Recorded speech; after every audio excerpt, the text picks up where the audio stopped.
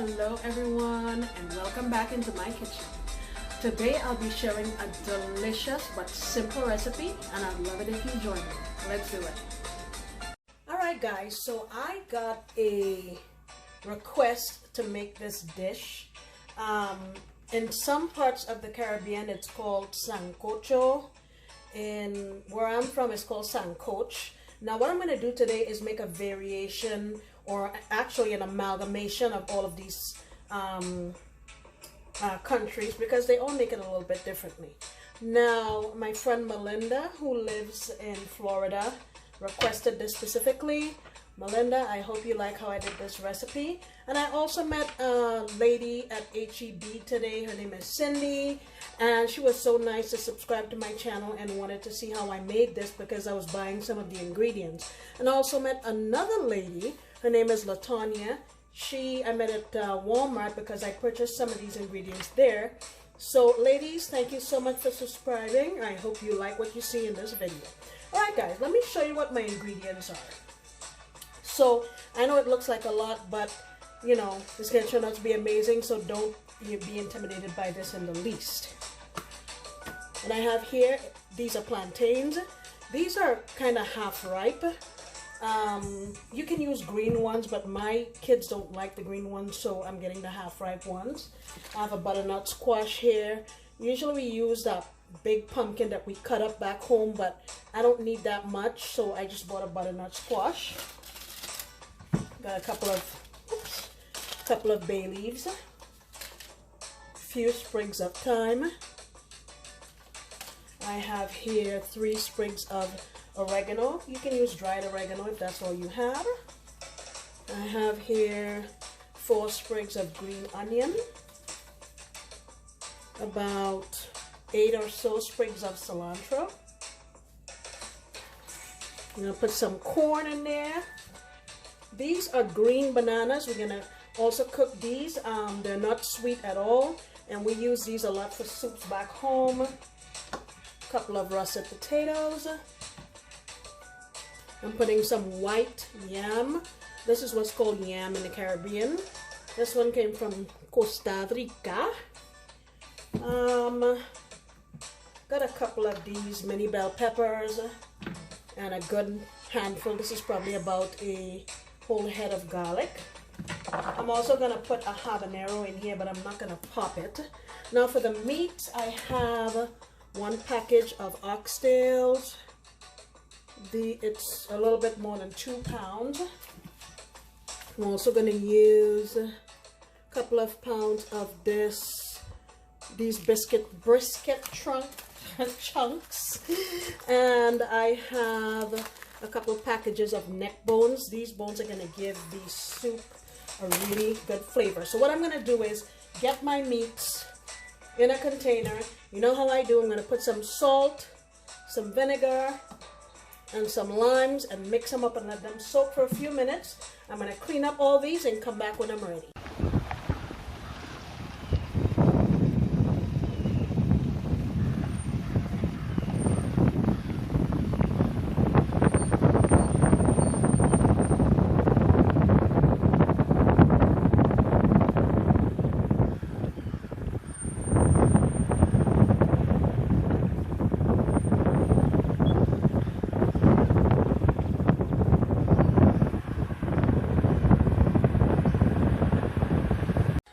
Guys, so like I said, here is my meat.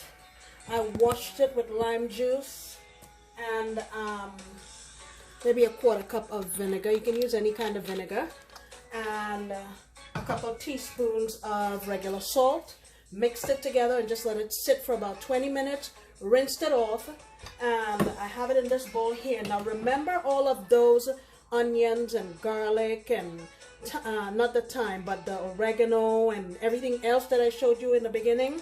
So I have all of that in here, and I added in 2 teaspoons of my powdered achiote. That's going to give our sancoche a very nice color. So I blended all that up in here, and I took half of it and I mixed it all into my meat. So ordinarily this dish can take about 3 hours to cook, but what I'm going to do is get it into my Instant Pot. So, and also you see I peeled up my potatoes and stuff, my corn, and I actually only used one package of this because I think that's plenty. And so I have my Instant Pot here, and I just have a little water in it, and my squash, I'm gonna put these bits that are not so pretty in the bottom, and I'm gonna save the cubed ones for the soup. So what I want is for this to disintegrate and thicken up our soup a little bit. So my oxtails and my neck bones, those are gonna take a longer time to cook than our beef. So what I'm gonna do is get my oxtails in here and my bones, my neck bones, and I'm gonna say I'll cook it for maybe about 20 minutes. And then what I'll do is decompress this and open it up and then put in my beef and let it go for maybe another 10-15 minutes, because these are not going to take as long as this will. So I don't want to put everything in together and then this breaks up into little bits and, you know, we can't see what we're eating. So let me get this on and I'll show you the next step. I forgot to say chicken bouillon. I put two tablespoons of chicken bouillon powder when I was seasoning my meat and mix it all up together. Okay, so this essentially is my salt.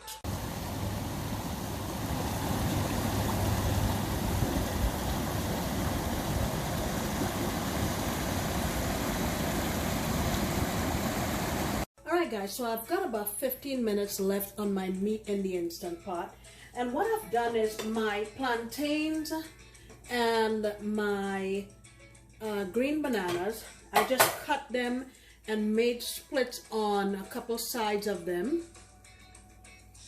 And just put maybe a half cup of water, a little bit of salt, turned my heat on to medium and steamed it for about 15 to 20 minutes. I like doing that because sometimes I find like when you make a big pot like this, some of these really nice delicacies, they get mixed up in there and they disintegrate, and I want to make sure everyone gets a piece of this. So sometimes I cook that separately, and then when I serve it I give everyone a piece of it.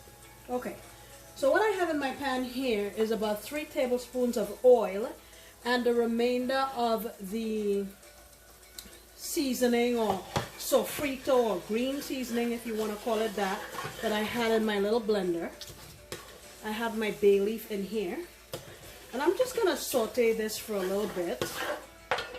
I'm also going to put in my sprig of thyme.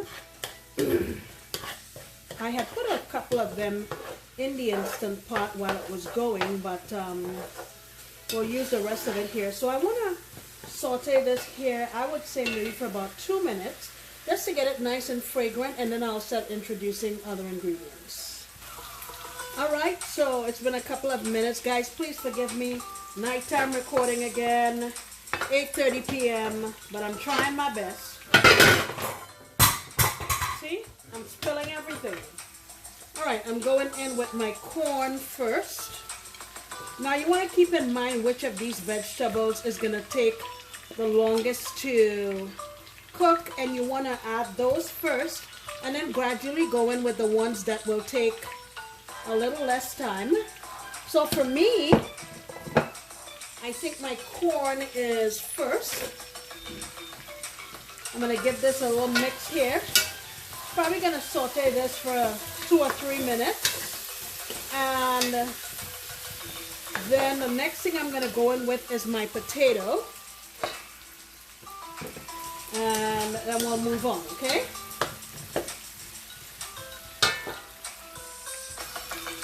Alright, now I'm going to go in with my potatoes.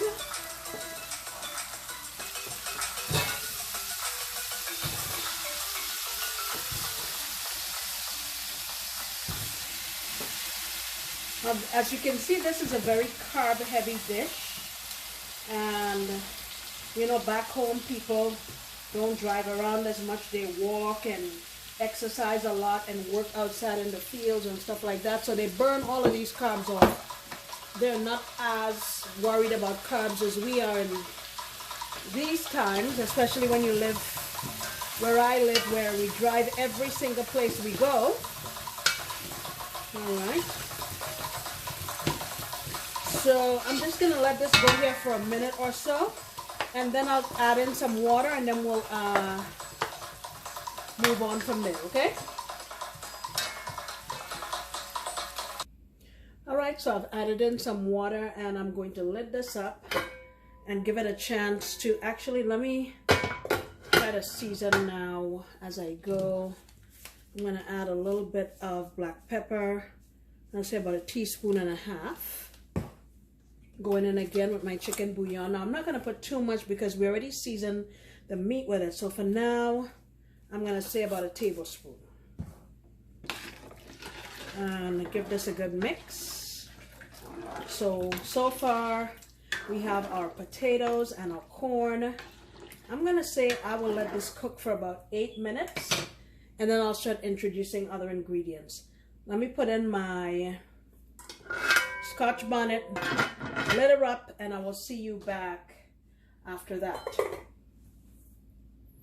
All right, so this has been going here for a few minutes. Here is my meat. Let me show it to you. That we did in the Instant Pot. And I'm just gonna get it in here. Try not to do too much splashing. All right, we were successful in that.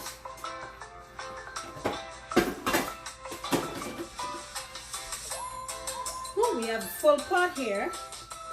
All right, so I'm gonna give these ingredients about 5 minutes.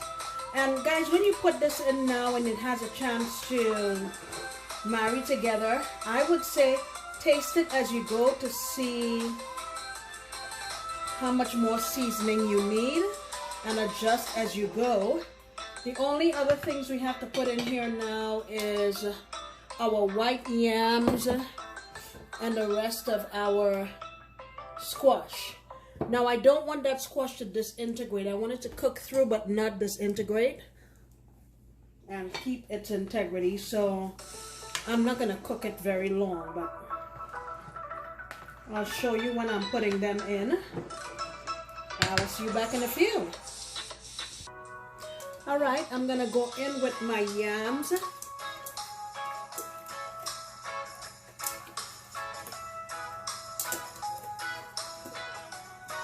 I cut them pretty big.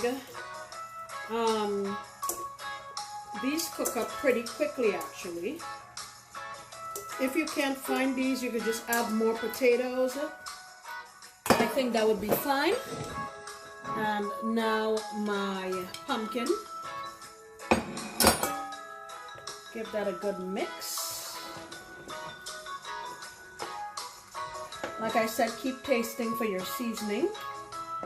I would say once this comes back up to a boil, this should be done in about 15 minutes. I'll come back and let you see what it looks like.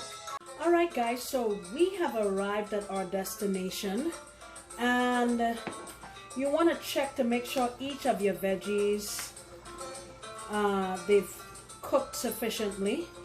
You just want to take something and go through it just to see how nicely that's cooked. And those were the last ones you put in. If that's cooked, I'm pretty sure that the squash is cooked. Okay, it's cooked through and still has really good structural integrity. So yeah, taste for salt, pepper, and adjust as per your family's likes. And I will certainly take some really nice pictures so you can see how this is. It is actually a rainy day here, and this is a perfect time to make this type of dish. Now I had my Scotch bonnet in there, but I pulled it because somehow it got popped. Now one thing to note about this, if you put it in the food and you don't pop it, the food's not going to be hot. So as soon as I noticed it becoming deflated, I pulled it. Then if you do as I do and you cook these separately, So you just take a piece and plate it nicely whenever you're serving your food. But yeah, look at that.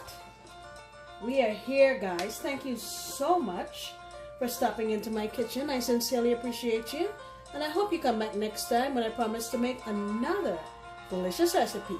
Bye.